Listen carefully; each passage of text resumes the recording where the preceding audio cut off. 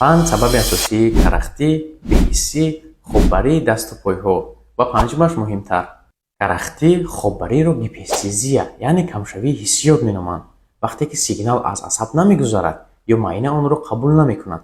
Сабабҳои асосӣ: якум, фишори муваққатии асаб ҳангоми хоб ё нишастан. дуюм, туннели синдром, вақте ки асаб дар ҷойҳои танг байни устухонҳо, связкаҳо, мушакҳо фишор мешавад. карахтӣ шабона бештар мешавад. сеюм, грижаи диск, радикулопатия, вақте ки грижа решаи асаб каришокро зер мекунад ва карахтӣ дард ба даст ё по паҳн мешавад. чорум, полинейропатияҳо, масалан диабет.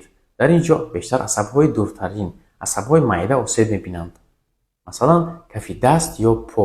карахтӣ ба мисли наскӣ ё перчаткӣ аз поён ба боло дида мешавад.